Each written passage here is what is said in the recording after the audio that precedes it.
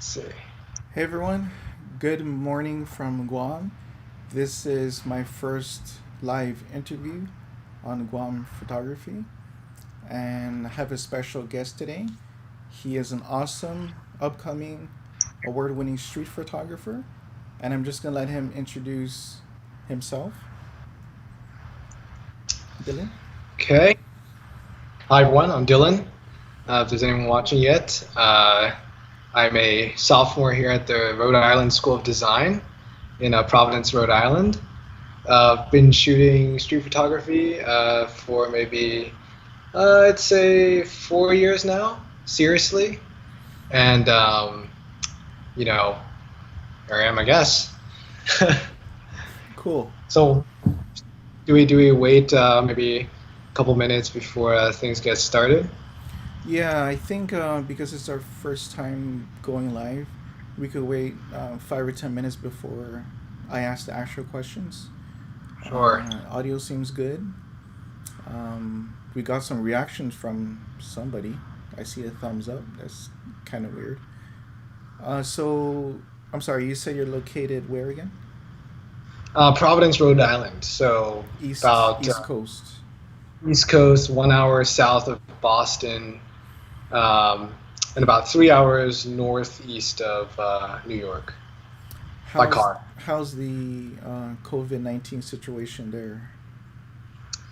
COVID, I think it's okay. I mean, I do know that we had like the second registered case in the United States, which is shocking Yeah, given how small a state this is. yeah. Uh, but I think generally it's under control. I know RISD has conducted about 2,000 tests, and we've had two cases. They're both in quarantine, and then I know Brown University, which is our sort of like our neighbor and our friend. They've Brown done University. last time I checked, I think it was like about 6,000 tests, and they've had about five cases, but that was maybe like 3 days ago. So I think we're generally all right. Brown University, Ivy League school, right? Yeah, that's right. That's right. Our campus are pretty much mingled together in downtown Providence. Awesome. Yeah. Yeah, here on So Guam, we are still in P Core 1, which is Pandemic Condition of Readiness 1. So if anyone is wondering about my hair, all the malls are closed and uh, barbershops are closed. So, and I really don't want my wife to cut my hair, just because I've seen some videos online of right. people's haircuts getting messed up, and maybe I just cut it like yours, Ray. I just cut it like super short, like yours. I tried to cut my own hair and did it completely wrong. I didn't. I mean, I always tell the barber, just shorten the sides and leave it long on the top. And Yeah. I was trying to guess the number, and I accidentally shaved pretty much all my hair off. Wow. But had about like about a third of an inch. Like I looked like a Buddha. Seriously, yeah, for a good while. But I grew back, thank God, before I got to school. Yeah. Yeah. Is school already started? It's already September 7 my time, September 6 your time. Has Uh, classes in session? No, right? we're on campus for quarantine, but we're not in session yet. Okay. Yeah, we should be. I mean, by the typical schedule, we should have been in class already. But Mid this, August, right? yeah, school just wants us to all be here, make sure we don't have a disease. Yeah. So, yep. Nice. We have about four people on. And of course, those that are watching us live right now, you can comment anytime.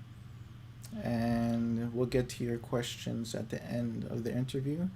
Estimation time for the interview should be about 20 and 25 minutes.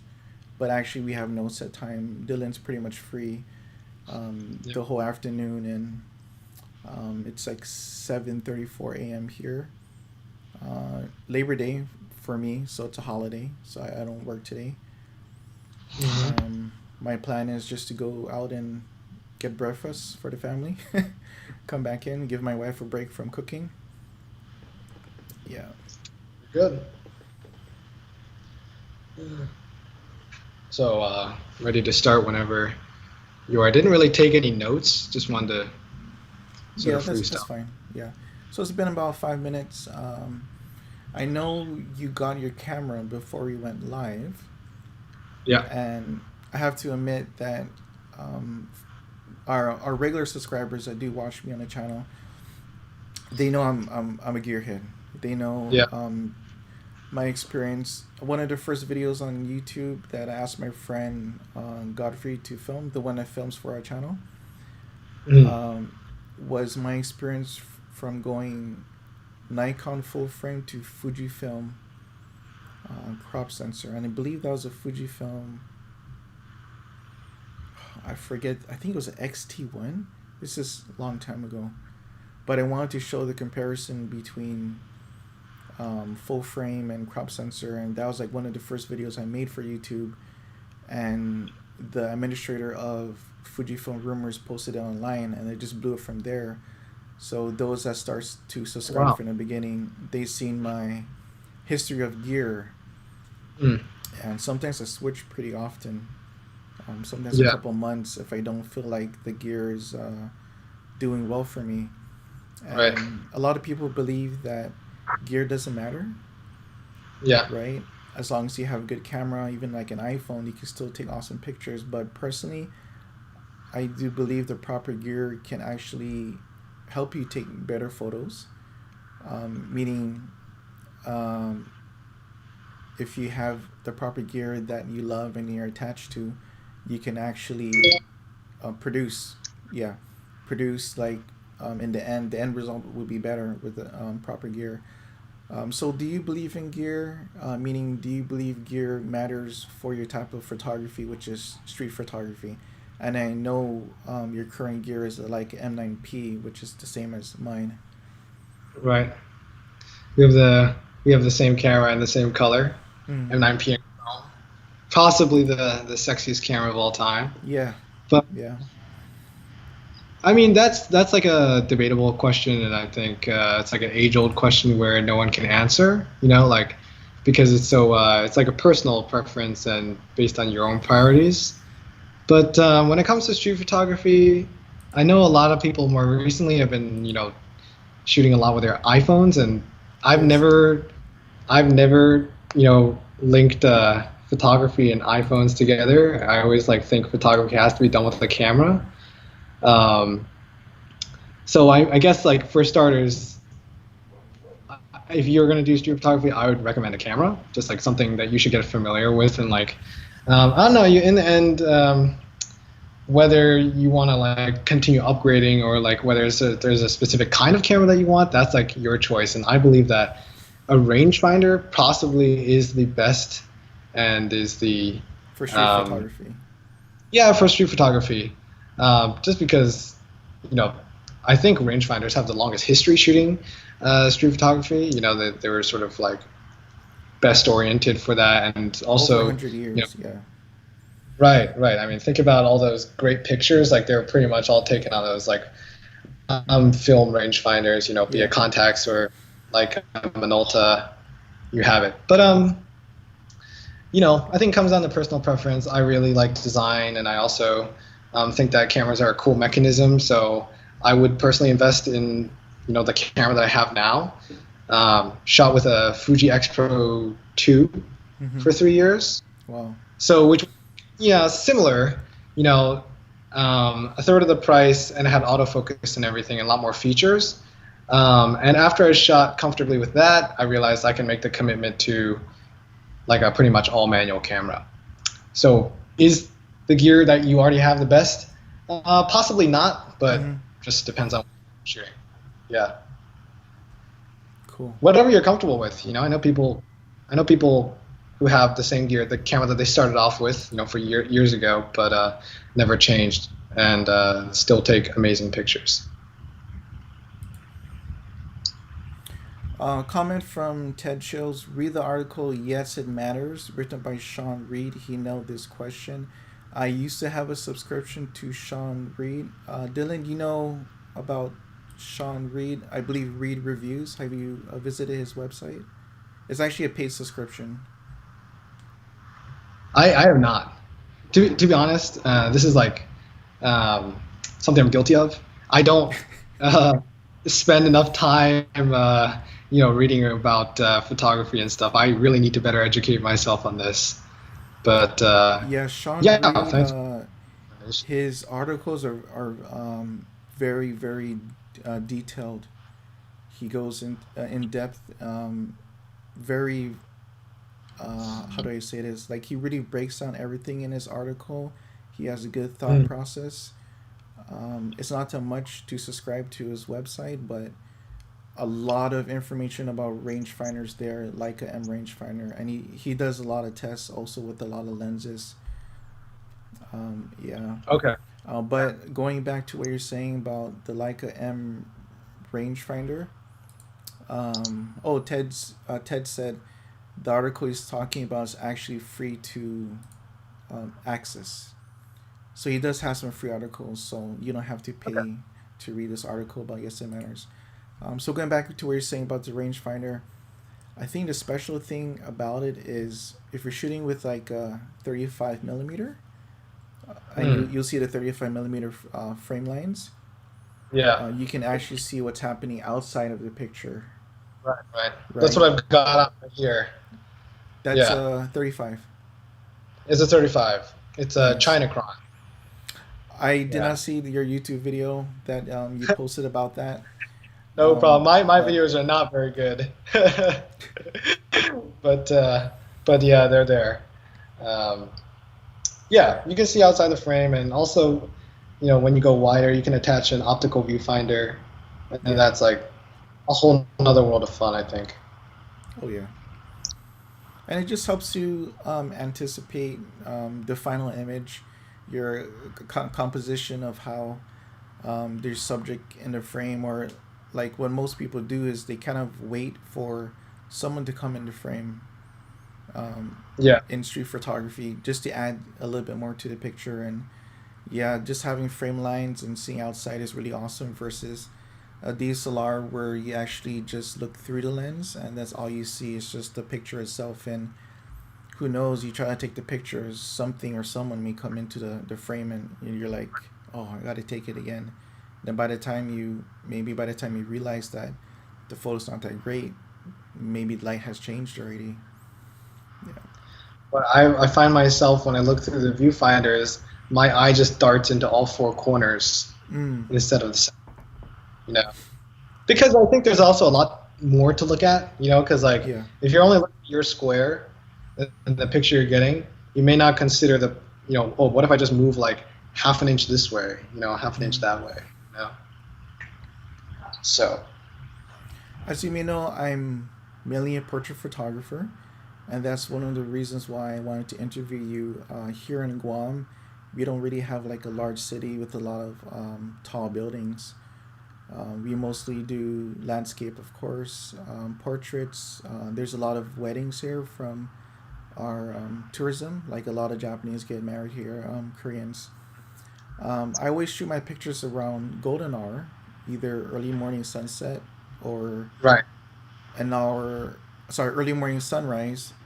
I'm still waking up here. It's 7:40 in the morning. That's very early.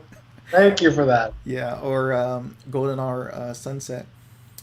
So for street photography, since there's like a lot of buildings around, and sometimes the buildings do cut off the light, like when the sun's going down, is there such a thing as golden hour for street photography, or is there a certain time of day that you have to shoot for street photography? And I noticed in a lot of your photos, you seem to be using flash. Mm. That's something I picked up more recently Mm-hmm. on the flash because the M9 is not very good in low light, and M9 has great contrast. But sometimes, with all that contrast, it gets a little grainy when you try to lift up the shadows. So, having flash also just like makes the foreground pop.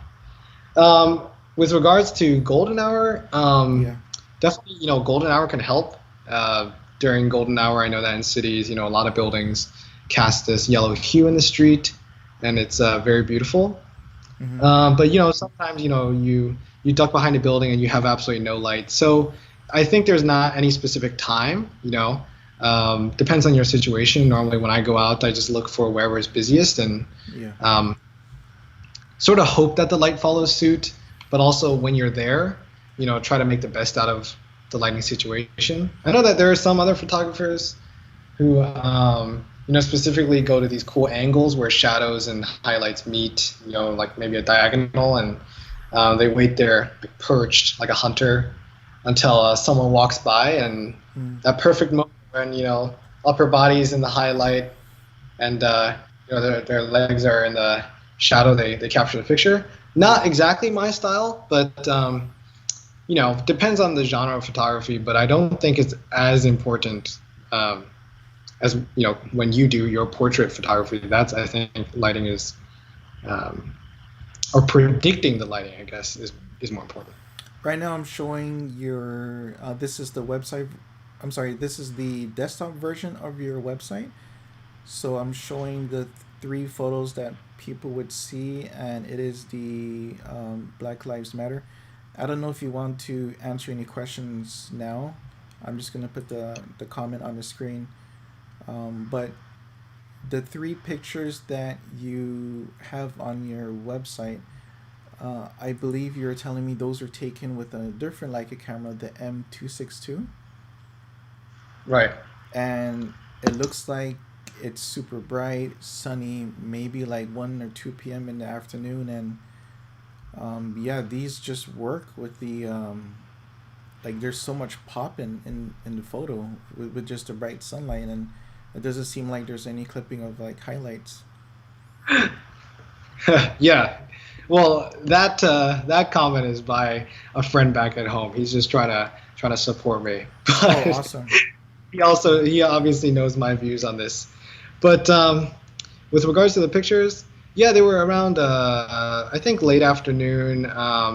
You can see in the third picture, they Yes. were the two pictures. The center one and the right one are pretty much within 5 minutes of each other. Okay. The one before is I believe the day after. But for the center and the right one, sun was going down, so the shadows were really long, had Mm-hmm. this really nice effect, um, and shot all of these with a 21 millimeter, so I was able to get some pretty more drastic angles. Like the kid on the right, literally a second after I took the picture, he bumped into me. So that just gives you an idea of how close they were. But I like the dramatic angle. Yeah. Yeah, I really love the first photo. It seems like the person is filming. The officer is just getting frustrated with what's going on, and he's just flicking her off while passing by. It's a really excellent shot. And is that with the same lens, the 21 millimeter? Yeah, I actually cropped it vertically. It's a horizontal one, but I want it to be like a little triptych on the front page of my website. Oh, the AC's on. It's gonna be a little noise. Sorry about that. Oh, no problem. But yeah, so it's actually a 21 millimeter. It's quite a wide picture, but then I cropped in vertically, um, just to fit the website. Yeah. Yeah. Another question. Would you like to take questions as we go on, or just save everything towards the end? Up to you. Up to you. Yeah. Okay, Sean says, how do you decide when to use black and white filters without overdoing it? Black and white filters. I think maybe he's talking about there's like a red filter, a blue filter. Well, I think maybe maybe just like there's not we don't really. I guess you put a filter on in the sense like you go into Lightroom later and you add, you can make pictures in black and white. I think that's what he's talking about. But on many cameras nowadays, you can just take a black and white picture straight off the camera. But how do you decide that? For me, honestly, if the colors are like not very cohesive or they're kind of distracting, sometimes it'll be your subject is like the only one wearing this dull color in like a very colorful scene, and you know, maybe you can turn that into black and white, but I think it depends on the picture. And I like color. You know, usually it helps things Yeah. pop. Um, Not oversaturated. And I usually judge oversaturation by like the blues in the sky. Like if the sky Mm, appears like way too blue, I know that my rest of the colors are probably off too.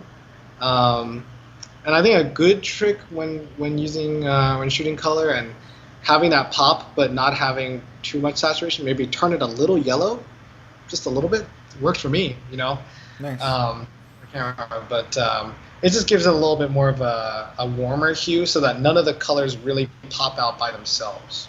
Yeah. I'm showing your photos from Japan right now on screen.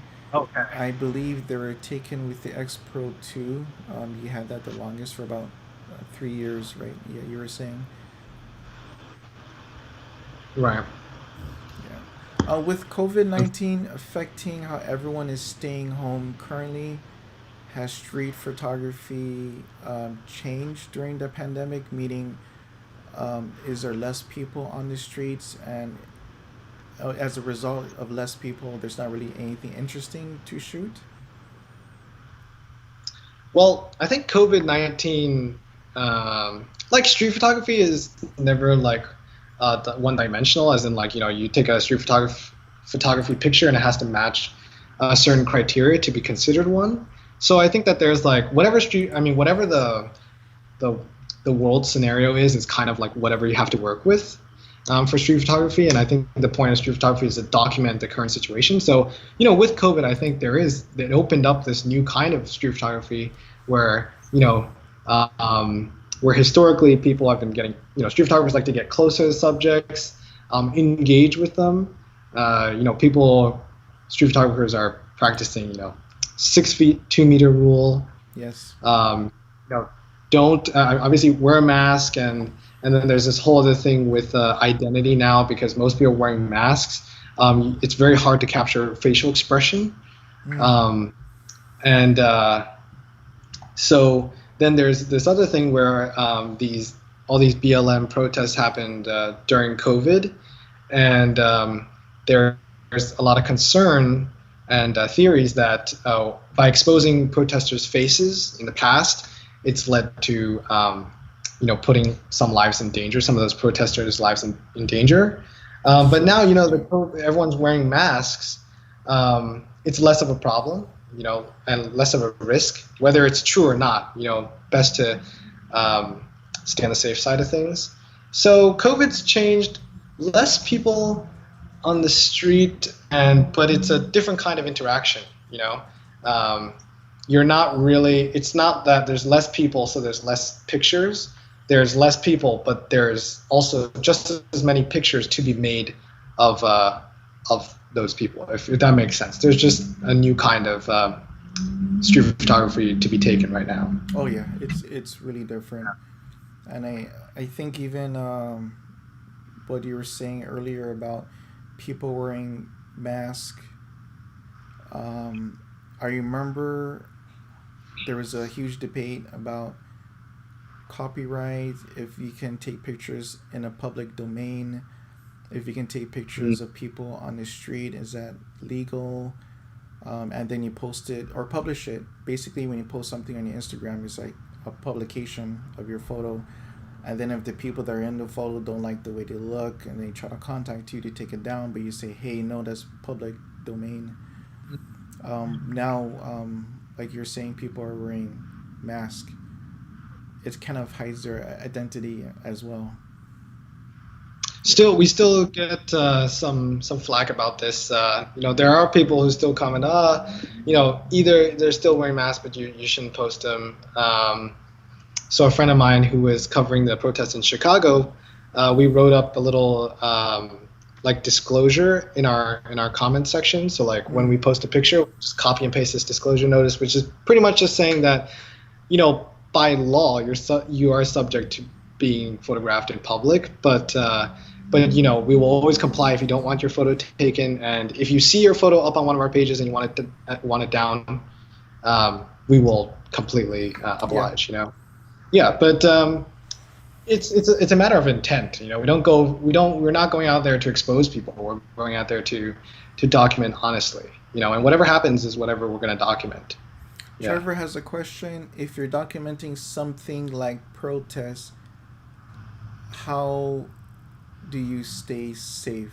Are you permitted to wear press tags, like an ID? Uh, right. You can get that through if you're working through someone. I figured. Well, I also didn't really prepare that much in advance for when I was going out, so I was pretty much just freelancing or just like taking these pictures for myself.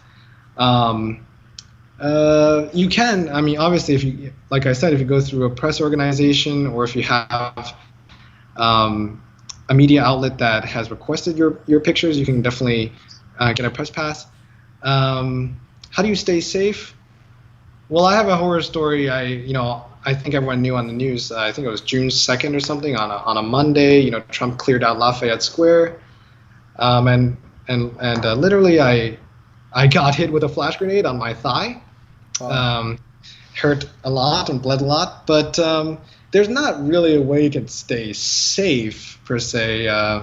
If you really want to be practical, wear long pants, long sleeves, or just like maintain your spatial awareness.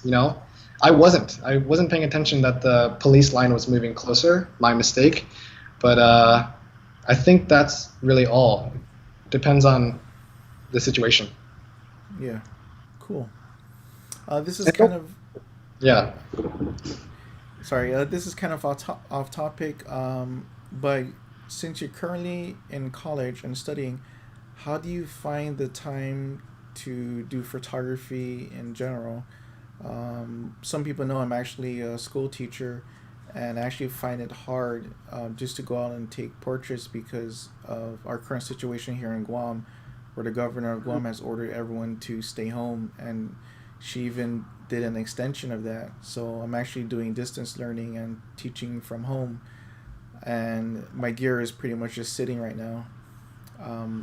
But I know you're going through college and you're gonna have to be studying a lot. How do you just find the time to go out and shoot? Well, this upcoming year, I mean, my sophomore year is going to be very different, obviously, because of COVID. So we'll have to see. Um, been taking my camera with me on walks, and that's been pretty okay. But um, last year was very project heavy. If you know RISD, that we have a foundation year, which is like sort of like art boot camp. So there wasn't as much time to shoot, but there were definitely windows of time where I would just like relax with my friends, and I actually did a lot of documenting little parties and get-togethers with my friends. And throughout the year, I collected maybe like 300 pictures of just relaxing, normal time with friends, but they turned out to be very meaningful photos. And that's probably something I wouldn't have thought of until I got there, and then until I realized I had so much work and I couldn't really go do street photography. I only had my friends as my subjects. Yeah. Cool. I need to show off your awards. I'm gonna put your awards Oh. on screen because I don't think I got any awards for my photography, and I've been doing this for over 10 years. So I noticed you won a lot of awards already for someone who, in my opinion, is pretty young in photography. I know you just turned 20. Is that correct? I'm turning 20 in end of this month. Oh, end of this month. So you're still 19. Wow. Still Well, 19, yeah. yeah, that's well, still a teenager. That's pretty awesome. And as everyone's saying now, all your awards on the screen. What are your plans for the future? I gotta ask, are you still gonna keep the Leica M9P? Are you like me, where you just gotta try out something new? For me, Leica has always been in my heart all the time. That's why I keep on going back to Leica and finally ended up with M9P, and that's here to stay. Or this camera. It first started with me about, I say, 10 years ago, when I first held the Leica M8.2. Just fell in love with it. It helped me. It taught me a lot about photography, and the way just the way the rangefinder focuses, it forces you to slow down with that single focus patch in the middle, and also taught me a lot about composition instead of always just taking a DSLR or a mirrorless camera and just keep on pressing the shutter button and Mm. hoping that you get a good photo. Um, Right. so, do you have any plans for the future, as in gear changes? For gear changes, Yeah. uh, well, I mean, it's always that I find something that I think is perfect, and then there's I stick with that for a period of time, and then a huge roller coaster of, changing. I mean, I even went out of my way. I got an Olympus and tried that out. It was just like all for fun, and until I could find that sweet spot. In what was it? December, I had my first Leica, the ME. I bought it used, Yeah. the M220. It was a great camera, but at the time, I couldn't justify keeping that camera, and um, with the financial situation, my own financial situation. So I was like, I better just get a more versatile camera. Played around with the Ricoh GR3, which was awesome, but I felt at the same time like um, it was a bit like too easy to take a picture, as in it was just like taking a picture with your phone. It does everything for you so well. So eventually I ended up back with the Leica M9 just because I like the sensor, I like the feeling, and of course the Leica experience.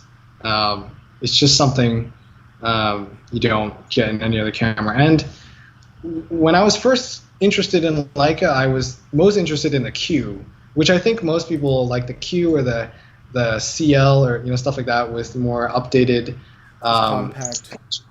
compact, yeah, autofocus. And I went to the Leica Boston store, held one. I mean, it felt good, but it felt also like there is a lot of competition. So um, in that, I mean, like I could get a Fuji X100 and sort of produce good Yeah. results as well. Yeah. Uh, and then I held the M240 just for fun. I was like, I'm never gonna get this, but after I held it for like 5 minutes, I was like, this is crazy. This is something else. So gear changes, I don't think so. It's really hard to find a Chrome M9P, It um, is. Yes. especially now with the sensors not being able to be replaced anymore. Price is only going to go up. So Yep. um, if I sell it now, I'm going to regret it later. But let's see. Oh, and I just want to say for the awards thing, a lot of them are pretty small local things. Mm-hmm. But still. I'm waiting. Well, yeah, but still, and I have to thank um, my high school photography teacher, Mrs. Amy Gilbert, because she was the one who really encouraged me. If you see in 2017, that was like my golden year, I guess, in a sense. Yeah. But because she encouraged me so much, and she really said, like, you just include your pictures, and sometimes I'm really not a go-getter, and she just like always encourages me and pushes me, and yeah. But they're like local things, little things here and there, um, but yeah, looking back, it was all pretty worth it. Yeah. We have a Yeah. comment from Lupe, and Lupe has been on the channel um, many times. She's actually one of the models that appear in Guam Photography, I believe, 3 or 4 times now. Lupe says, "Amazing! Congrats on your awards, and it's still an accomplishment, even though it was during your high school in 2017." One award that I'm curious about is your most recent one in May, the Leica Icons and Legends contest. Stay at home with Leica. I believe that was emailed out to everybody. Can you tell us a little bit more about that award from Leica Icons and Legends? Yeah, the Leica, it was like when the stores were closed, they were closed for many months.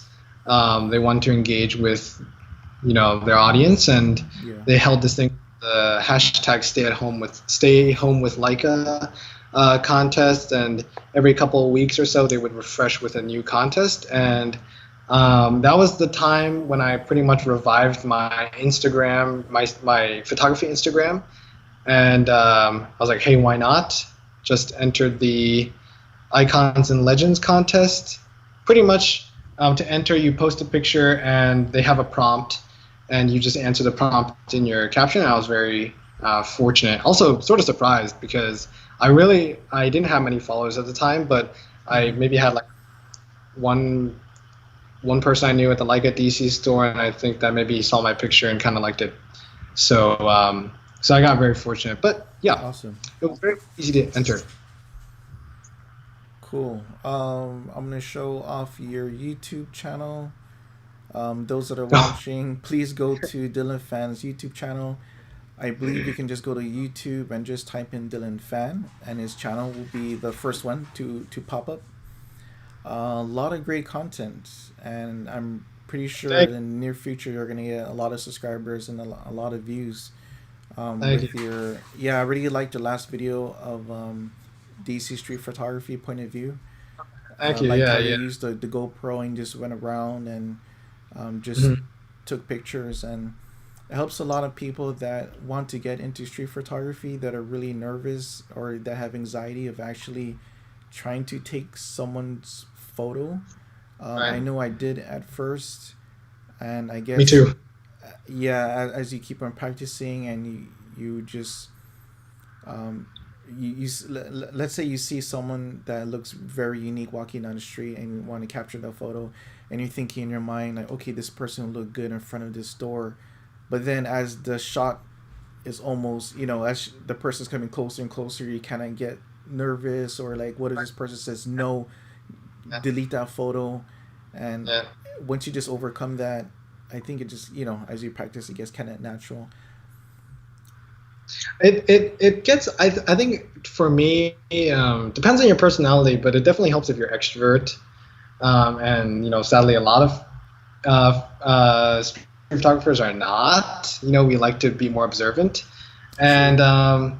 with that, yeah, it comes. You have to really push yourself, and also realize that a lot of the fears that we have are just these, societal barriers that we put up for ourselves because, like, we're taught not to, disturb others. But at the same time, photos can be oftentimes taken as a compliment. When someone, especially if you say something like, "Oh, I like your hat," can I take a picture? And that almost works every time. I mean, Awesome. it can be something, "I like your glasses.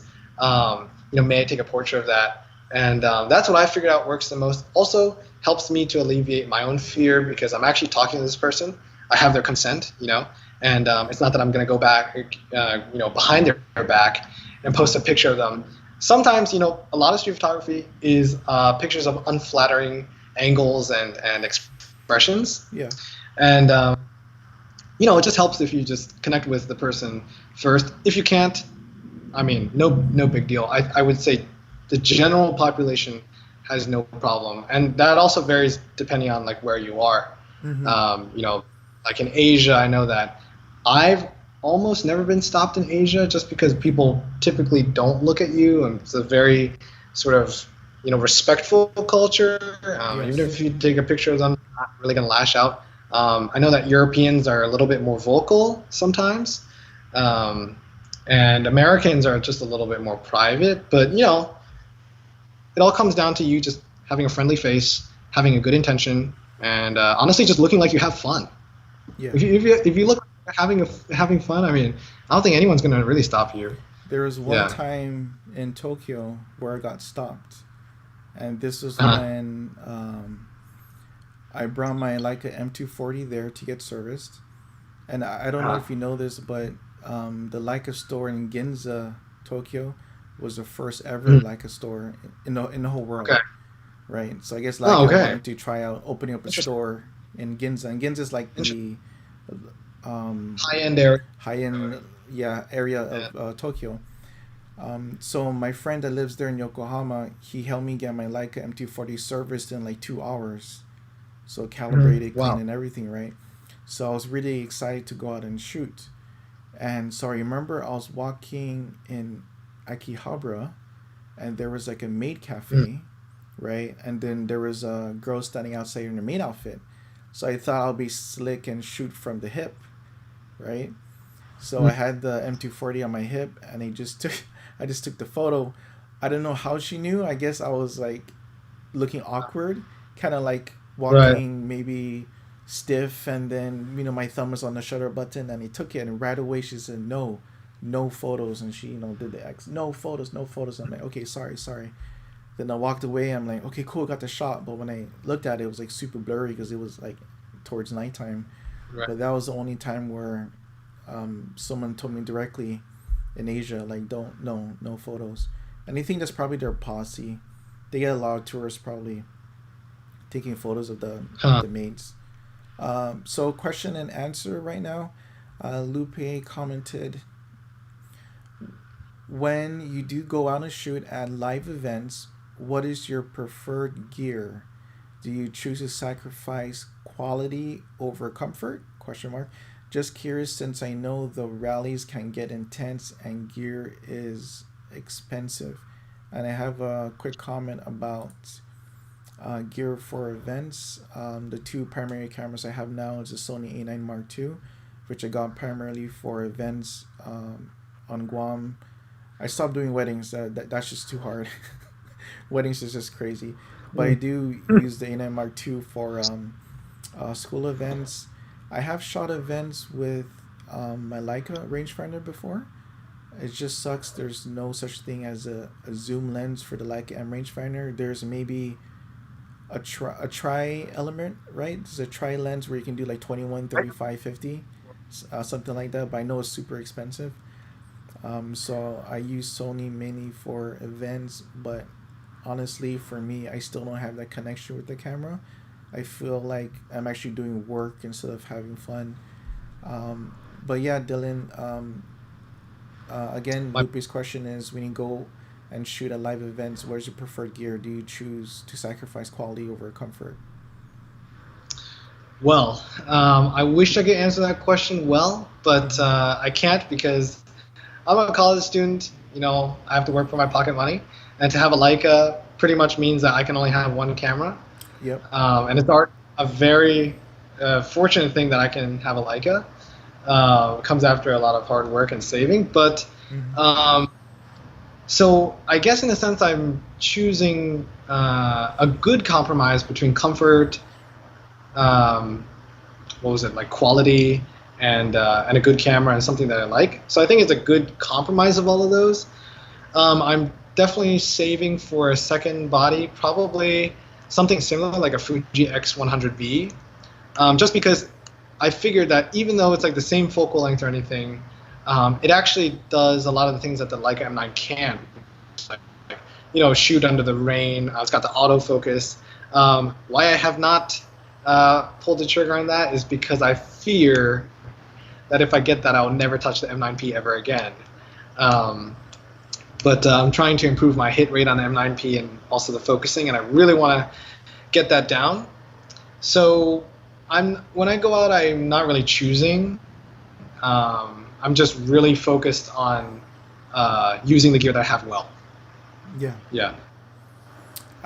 Yeah. So when I first started out with photography, I always had one camera, one lens. It was usually a zoom lens for. Um, I had a Canon Rebel XTI. Canon Rebel Mhm. XTI. This very old camera. Then I went into Nikon. Um, then I got Nikon, bought it with a lot of lenses, and everyone says once you get into like a rangefinder, usually Leica owners only have one or two lenses, and that's it. That's all they have, just one or Yeah. two lenses.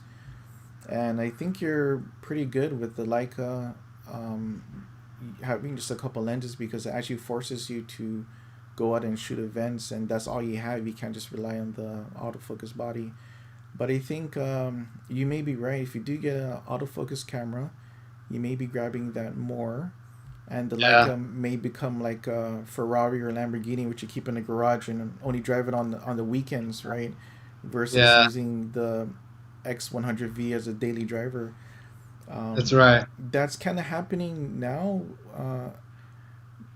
I use like the Leica for like my wife's birthday party, special events. Um, but when it comes down to the enjoyment of photography, the joy of taking photos, I'm grabbing the Leica every time. Yeah, versus I know have you watched some of Steve Huff's videos on YouTube? Yeah. He always says the Leica cameras have soul. They have a soul. Right. Yeah, That's versus like the camera I'm using, the A9 Mark II, it doesn't really have a soul. It does get the job done. It does right. get the picture you want, but you don't really have that gratification or that enjoyment. Um, it's just like you're using like a complicated computer.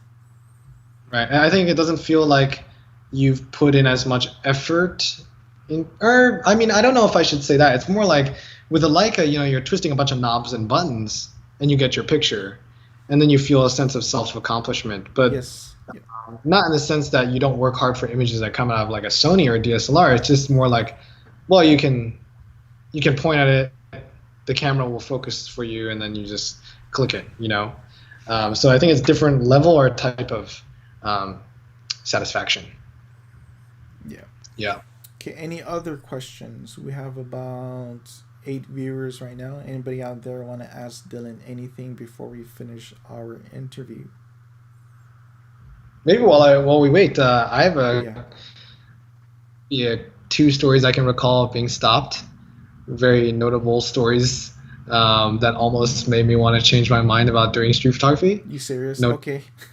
well, notably once, I was on a backpacking trip um, with a group of people in Italy, and this was where I was like, I first started off. This was maybe my, I think my high school freshman year, and it was just like this sort of this organization that brought us on this trip, and I was just actually showing a friend how to set up the camera or whatever. So I pointed at this dude on a bike, or he's like fixing his bike on the side of the road. He looks a little crazy, but I pointed at him, and he doesn't really notice for a little bit, and I'm like explaining like, this is how you do whatever, Mm. and he notices me, and then he comes over and takes out his it's it's like that hex key with like a bunch of knives and scissors, and what is that, a pocket knife or something? Swiss Army And he's knife. like, yeah, something. Yeah, he's like pointing this like shiny metal thing. He's like, you Chinese. I'm like, sure, I'm Chinese, I guess. I'm Taiwanese, but whatever. And he's like, you kill my people. Like, I'm Tibetan. But the guy's crazy because he's Italian. Yeah. But for some reason, he's convinced himself that he's Tibetan. And that's when I realized his entire bike was covered in Tibetan flags and that kind of stuff. I was like, he might just be a little He crazy, switched but over. it's very scary, and nevertheless. And the other time was when I was in Taiwan, which was more of a shock, but I deserved it, I guess. I was actually using the Fuji X Pro 2, and I had a 5140 mil at the time, because I also really like airplanes. I go to the airport and use a telephoto, and I would do sports for my high school. Anyways, I don't know why I thought it was a great idea to bring that into like a small temple and take these really intimate but candid portraits of people. And one lady just shouted across the very silent corridor. It was like this, this empty square in the middle where people are praying quietly. So she just shouted, out of the silence. She's like, "What are you doing?" It's like, "You creep! You're taking pictures." And everyone obviously turned around and looked at me, and that was very embarrassing. I just like walked away. But yeah, I guess those are my two stories that I can remember. Other times, people were just more nice about it. They're like, "Oh, can you delete that?" Or like, "Just don't take it." But these are stories you're bound to be able to tell, Oh I yeah, for think. sure. I Yeah, think a lot of yeah, photographers have been there, yeah. and for me, Wait, what yeah, yeah, when I definitely. first started to take portraits, um, man, I remember there was a time where I started to get into using strobes for portraits. Mm, A lot, and back then the cameras did not have a lot of dynamic range. So if you're shooting a subject against a sunset, the subject will be very dark, and the mm, sunset will be exposed, right? So the cameras now, like a lot of cameras, are really awesome where you can actually in post processing bring up the shadows and expose the model, right, and still keep the sunset in the background. So I was using strobes back then, and I couldn't figure out like how come my flash isn't syncing properly with the photo? How Mm. come um, the flash is going off, but the subject is still dark? And then I didn't even know that there's a thing called flash sync, and my camera can only go up to 1/250th of a second, and I Yeah. was actually shooting my shutter high, like 1,000 or 2,000, because it was so bright outside, right? And I love to Right. shoot wide open. I was shooting at like 1.8, 1.4. So later on, I'm like, oh, it can do high speed sync, but I need the gear to do high speed sync. I can't just do it because I had the flashes on the camera, the hot shoe, and that's only Right. 1/250th of a second. So when showing the model the pictures, she's like, "Oh, this is a nice, yeah. These pictures look okay," and she was like all dark and it's just the sun, right? And I Yeah. was just quiet because I didn't know what to say, but that was like my earlier years of trying to shoot portraits against the sunset. And of course, I went on YouTube and started to learn about using strobes. Yeah. Um, Lupe says, "Thank you guys for going live. Have a great day." Thank you, Lupe, for joining us. Huge fan. Omar A is saying huge fan. And greetings from Egypt. Hey, Omar. I'm and that is Omar Ali, my friend from Cool. home. But a lot of my friends are here supporting me. Awesome. All Wow, right. we're at 51 minutes. That went by pretty fast. Yeah. Yeah. Uh, any last questions, guys, before we end it? Any last questions? We have about seven on. We hit about 10, 11 viewers at one point.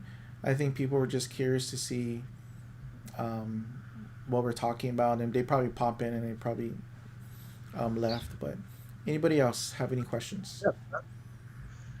I think it was pretty good for the first run, for the first try. Oh yeah, Yeah. very good. Went smooth too. Yeah, minor mistakes on the text appearing on the screen. I'm just gonna put the comments on here. All right. Someone's laughing here. Maybe they enjoyed the interview. All right, All right. guys. Thank you Thank you. for joining us. Um, Again, I can't believe the time went by so quick. Really happy to have Dylan here. I don't know so much about street photography, but did I ever? I think I told you how I found you on YouTube. Oh, I actually don't know. So I was searching for like an M9P. Hmm. That camera was released, if I can remember correctly, September 9, 2009. Okay. So it's coming up September 7 Guam time. So September 9, it'll make the camera 11 years old. So I wanted to Hmm. see if anybody else out there is still using the M9P for photography. When I did a recent photo shoot with the M9P for a graduation from the University of Guam, I got a lot of comments saying, "Hey, you should do more videos of the Leica M9P. Not that much people are doing it." So I was searching YouTube, and I saw Eric Kim's channel, and I've seen his videos before.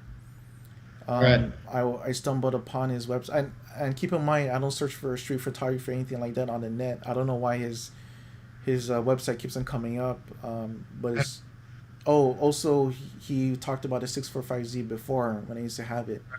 You did. Yeah, Yeah. so his videos popped up before on YouTube when I searched for the 645Z. So I saw him interviewing you, and I was like so surprised when he mentioned your age, that you were 19. I'm like, man, and I did. Your old website address was your full name, Dylan Yeah. Dylan. Fan. That's right. Yeah, then you changed it to the shorter address. So I was looking at your website. I'm like, man, these are really good photos.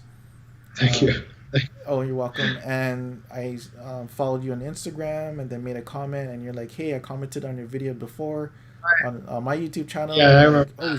shoot, yeah, that's right. I think it was the unboxing of the Leica M9P. So Right. it's kind of like our paths were meant to be like crossed, because like I'm commenting on your stuff, you're commenting on my stuff. But yeah, And only so just many people have the Chrome M9P, so Yeah. it's a small community out there. Yeah. Uh, Another question. Just curious if you want to do a career in street photography, who hires you now that newspapers and magazines are declining? Just curious if you want to do a career in street photography, who hires you now that newspapers and magazines are declining. I know there was one company that just got rid of their photographers and they were telling everyone to use iPhones. Um, Cliff says, great interview, guys. Thank you. Cliff actually also films for the channel, time to Thank. time. Omar says, thank you, guys. Really enjoyed the interview. So that's the last question from Trevor. I'll just answer that briefly, I guess. Sure. Actually, I did get a contract with just a small startup magazine in the UK. Sent them a bunch of my pictures, and still waiting to see what they do with it. But I think they're going to do like a monthly small zine or something like that. But would I pursue? Yes, I think my dream out of college is to do that. I also really like backpacking or whatever. So um, I mean, I'm iffy about the whole National Geographic type, traveling the world and doing that kind of photography. But I would definitely like to have similar types of experiences. And a lot of the photographers I like are the ones who are assigned abroad and they live there for maybe, months to a year and they get to know the place. And I think that's like a perfect fusion of what I would like to do. And then their pictures actually come out way more authentic than the ones who are assigned there and just sort of put this very dramatic view on, let's say, a famine in Africa, which can kind of sometimes be a little bit insensitive. You get with the photographers that I like, they live in, let's say, rural China for like 5 years, and they really get to know the people there, and the photos just come out with such feeling. And so if I were to have an opportunity like that, yes, I would pursue street photography. Yeah. Nice. And of course, if you ever fly through Guam, because we're connecting flights to a lot of Asian countries, you have a friend here, and I'll show you Thank around. I'll get other Guam photographers also. We'll have a barbecue. We'll party. you. Well, certainly, yeah. Yeah. Okay, everyone. All right, very Again, yeah. thank you for our viewers, subscribers that view this. We really appreciate you guys, and please follow Dylan. His Instagram is on the screen. Daifa photo. I'm pronouncing that correctly. Yeah, I felt because DY Dylan, Yeah. FA, and it's just my name. Yeah. Yeah. And your website's the same address as well. Let me put your website on the screen. Yeah, daifaphoto.com. That's right. And of course, your links are already in the description below if anyone wants to follow you. But thank you guys again, and everyone have a good day. Thank you very much. Thank you, James. You're welcome.